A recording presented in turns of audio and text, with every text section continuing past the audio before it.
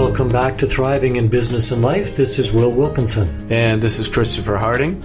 Last week we talked about commitment. Right. And, what that means. So I thought it might be helpful because we're going to evolve into another topic that shoots off from that to kind of backtrack a little bit and talk about some of the previous conversations we've had that lead up to this. Right, because this, you could say, is a many-layered topic. Yeah, yes it is. It's a layer cake of its own type.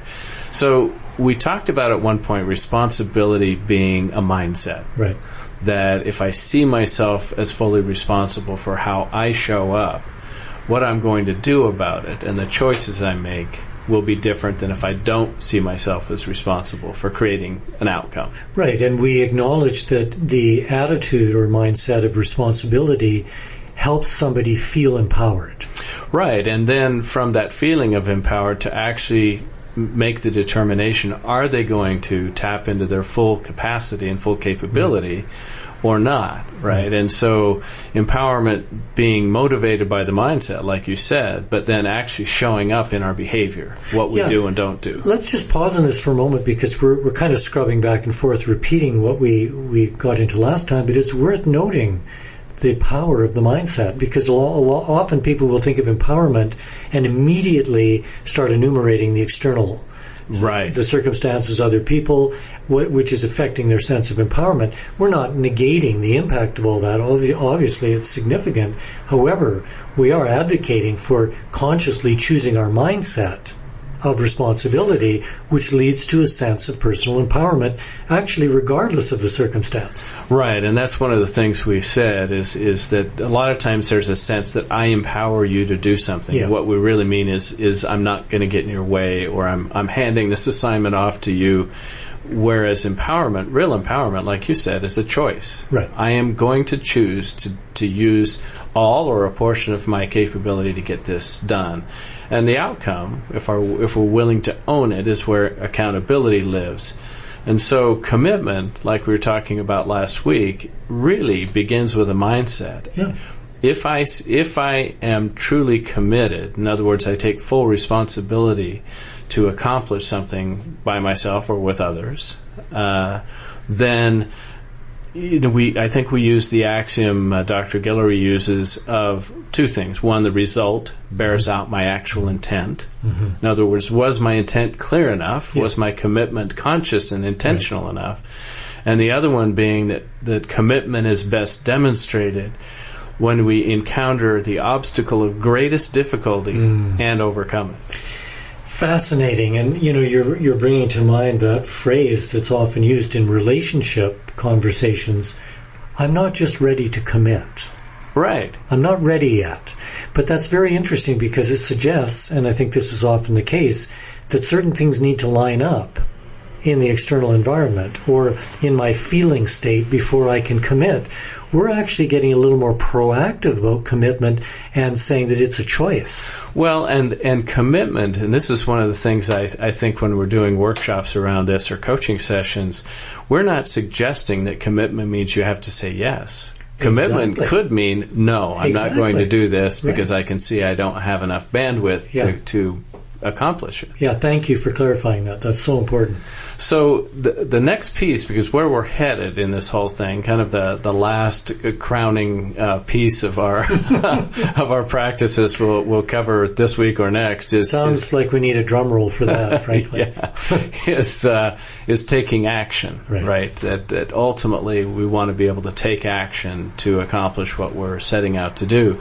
Right, now, and I just want to emphasize here because often when I'm in conversations, either coaching or socially, and the topic of, intention setting, getting clear on what you want, etc., comes up, there's often somebody who will pipe up with a skeptical viewpoint and say, yeah, all that thinking and all that stuff is fine, but you've got to do something. Nothing happens without doing something, to which I always agree.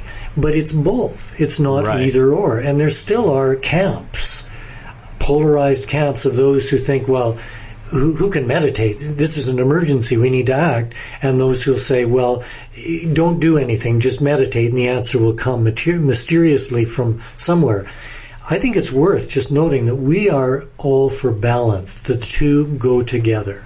Right, and understanding how and when to apply each. Yeah. Right. The other piece, because this is something that comes up a lot in business settings, it also comes up in coaching and personal life. So if you think about responsibility and commitment and empowerment with the actions we take and the result and our willingness to own it, something that always comes up almost without fail is somebody starts talking about someone else. Well, so-and-so wasn't committed, or I realize, I can't really trust them. And, as we get into the whole conversation around trust, what I realize is that, people may feel that somebody isn't trustworthy or they can't trust them. And so they get in a quandary. What do I do? How do I manage this? How do I deal with this person? And one of the first conversations we have is, well, what do you mean by trust? Mm-hmm. Right. And it's when because all kinds of things come up. Right. All of us who've lived more than a few years have been injured, and we all carry, emotionally, physically probably as well, and we carry memories of where we trusted someone and it didn't turn out well. So, the phrase once bitten, twice shy. So when we approach this subject of trust, we're dealing with a lot of past history that people bring with them, reasons why they feel they shouldn't trust, either historic or current. Right. I did this guy did this to me, I can't trust him anymore. Yeah. Well, as you're saying that, I'm thinking about the really object lesson story that I was once told about a father who put his young 3-year-old or 4-year-old on the fireplace mantle, so they were fairly high off the ground, and said, "Okay, jump to Daddy." And so the little kid, being trusting, jumped to Daddy, and Daddy just let him fall flat on his face. Whoa. And he said, "That's to teach you don't ever trust anyone." Whoa. Okay, so you can imagine what that kid's so like. There's a one. Yeah, to say the least. Yeah, and a good reason not to trust. Right, yeah, so that would set you up for people will let you down. Yeah, right? Literally. Yeah, literally. The thing that I realized is when I first started exploring this with several other people, it was really based around a conversation where one person was saying, "I can't trust my sister." Mm-hmm. Every time I extend trust to her, she basically, does something that's breaks that trust and so on. And as we were having that conversation, I reflected back on a process I'd been through, and I said, well, hold on a second. Let's maybe reconfigure what we mean by trust. Can you count on your sister? And the person said, no. I said, are you sure? And they said, yeah, I'm sure. I just gave you an example. I said, you gave me an example of what you could count on her to do. Right.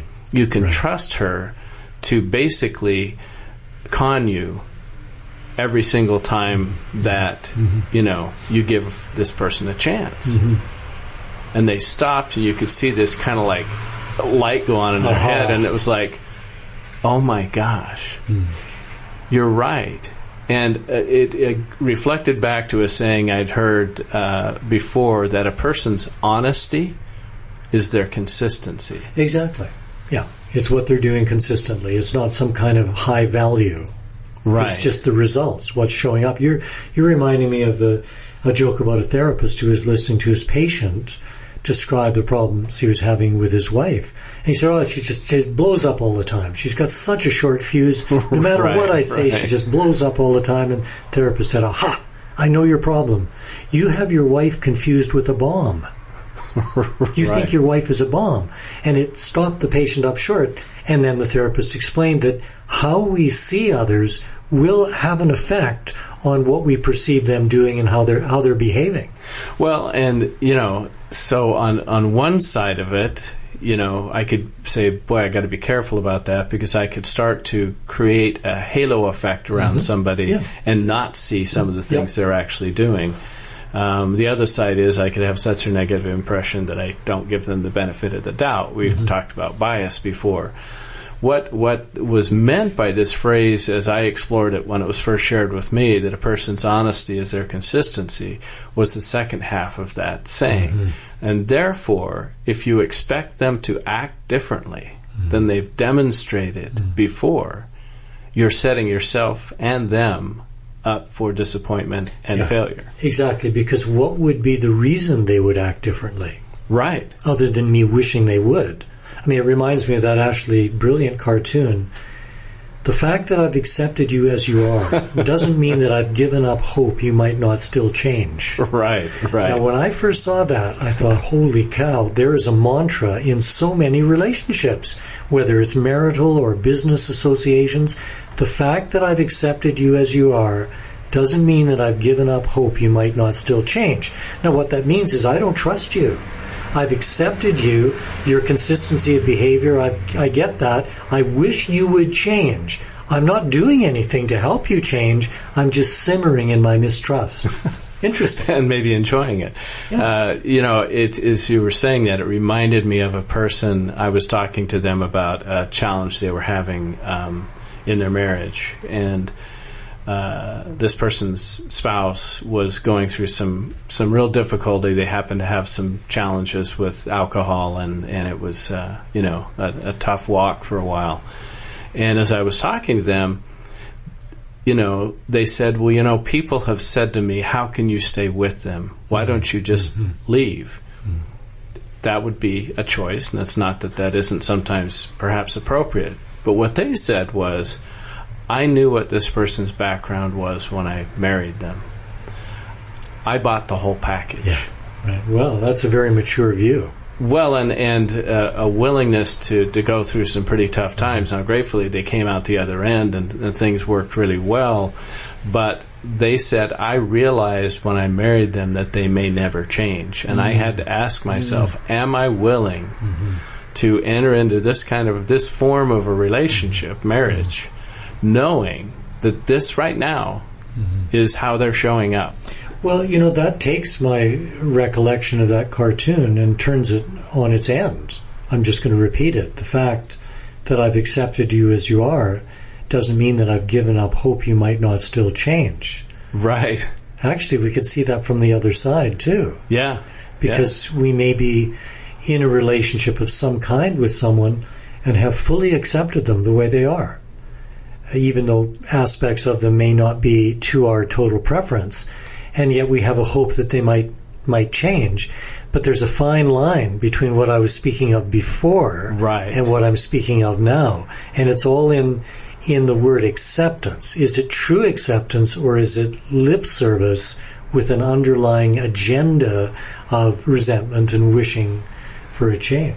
Well, exactly. And so you think about this also in a work setting. I've coached managers before, and they have a particular person that reports to them who consistently doesn't get the job done. And so, then when you start to look at commitment and responsibility, it's, as a manager, are you committed to your team to have your team be performing at its best? Yes, I am. How do you think this person is impacting your team? Right. Well, their people are really frustrated with them because they're always dropping the ball. So what are you willing to do about it? Yeah, well, that is such a big question, and I'd love you to stay on this for a little bit and keep your coach hat on, because I'm sure there are some people listening who have this come up and may be current right now. How do you solve that? Like, are you direct? Are you diplomatic? So the manager has a problem with someone who's not, delivering on the team. It's affecting the whole team function. Give us some options here. Well, so if you're looking at it from a coaching standpoint, a lot of the work we do, as you know, is teaching managers how to also be coaches. And so the conversation might go like this. Let's say it's a person named Jim, just for the heck of it. And Jim is the employee who's keeps dropping the ball. And so Jim comes in and they say, so Jim, how did the assignment go? Right. Well, I had this problem, that problem, and so on. Okay, so did you complete the task? No, I didn't. What impact do you think that had on the rest of the team? Well, I actually hadn't thought about it. Well, so let's think about it now. Well, how do you think they're experiencing you not getting that done? So that's interesting because you're focusing on the implications of what they did with the team they're part of rather than attacking them for failing.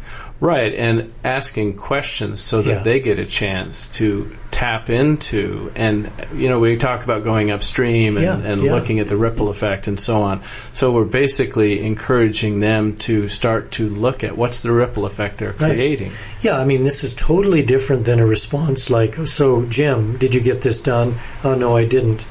Why not?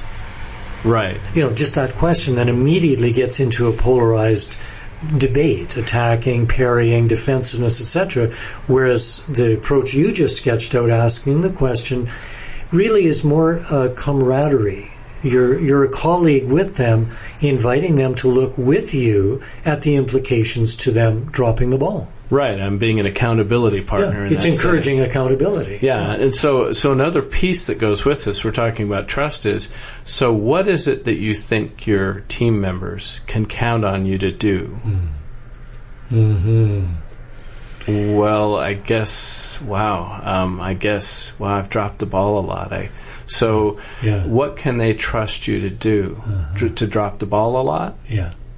Yeah, see, that's brilliant, because all you're doing is you're using questions to expose the consistency of behavior and actions. Right. No accusations, no judgment, really. It's just, the image that comes to mind for me is so simple. Turning on a light, or kind of adjusting the dimmer switch. Right. Turning it up so that we see more of what's actually going on. Yeah, and that's a great analogy. And I've sometimes, when managers aren't willing to have that conversation, or maybe haven't been trained well enough in that process to feel comfortable with it, it ends up being me that has that conversation. And one of the first questions I ask is, how do you have a sense about your own place on this team? Do you think you're doing well? Do you think your people are excited to work with you? Tell me how you think people perceive you. And again, you said it beautifully. It starts to have them look at, what's my consistency? How am I showing up?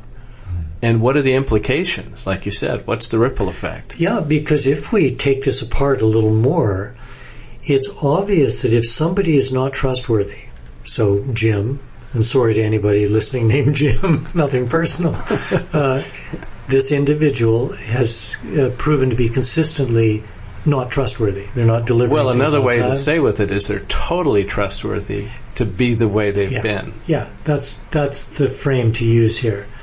What can I trust you to do or not do? Right. So my point here is that it's pretty obvious that they know that about themselves. You'd think so, right? But our defense mechanisms and our coping and our rationalization and all the things we do to hide from ourselves the implications of how we're showing up are profound. I mean, I've certainly experienced it in my own life, where I didn't realize the ripple effect I was having until somebody, sometimes had to hit me between the eyes with a 2x4 practically to get me to get it. And then the question is, am I willing to make the changes? So when I'm coaching somebody, to be able to say, Jim, this has become a problem. Right. And it can't continue. I've got to look out for the welfare of the team here. So are you willing to change? Are you willing to work with me to tune up how you're showing up with the team? So let's explore what happens in that conversation, because my experience is that at least occasionally the individual on the receiving end of that will kind of crumple. Not all the time. Right. But sometimes kind of go, oh, well, yeah, I know. And then come out with a litany of excuses possibly, but... Or reasons. Or reasons, yeah. And sometimes the reasons are pretty compelling. But my observation is that the person who's not delivering may be rationalizing why they're not, and they may be denying the impact that's having on their team. Right. At a deeper level, they know. Yes, I think so. I think and they're blocking that off, but at some deeper level they know, and it's a source of anguish. Right. I find for most people. So in that conversation which you just began to have, imagining it happening right now, I'm sensing that you could begin to touch on that anguish. Oh, yeah. What they're feeling underneath. It reminds me of conversations. It's just an approach that we developed if we're the ones having the conversation with somebody. And a lot of times what happens is we get brought in when the manager has totally lost hope, and they're trying to figure out, how do I fire this person? Yeah. It's come to that. And they haven't gone through the proper steps of giving them appropriate warnings and doing it. So part of it is I'll sit down with the person and say, let's use a metaphor here. Let's say that we're standing here, you and I together, and down at the end of the hall is the exit door. Do you realize how close you are to the exit door? And they're shocked a lot of times. No. So you're not aware of the impact you've been having. No, I'm not. Well, right? Again, and I think it's worth emphasizing, you're using questions. Right. These are not directed statements.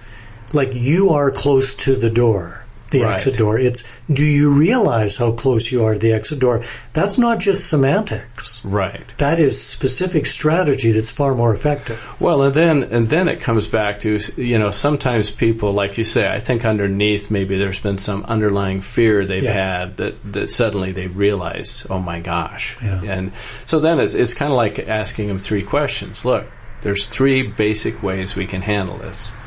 One is, we work together and your manager to get you back on track and in good standing. Number 2 is, you know what, you're just done. For whatever the reason, this just isn't the right place for you, and we figure out how to help you either gracefully exit or get into another situation that's more appropriate for you.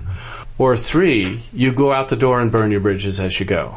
And basically walk away with no recommendations and having everybody just delighted that you left. Well, here's what I like about that strategy, and it comes down to a single word: choice. Yes. You're giving them a choice, which in the immediate sense is such a respectful and effective strategy.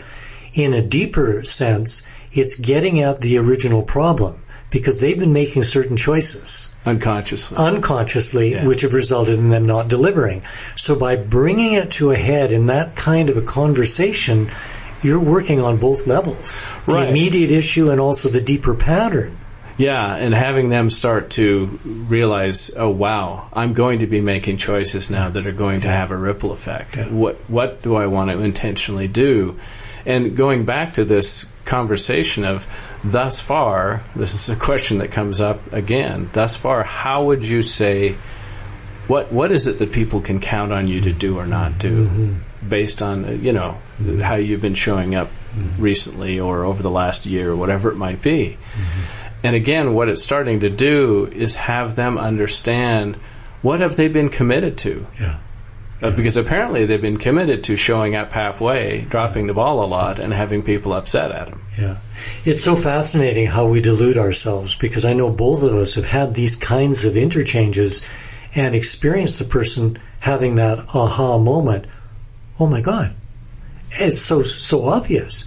I've been behaving a certain way. I've been consistent. People trust me to keep doing that.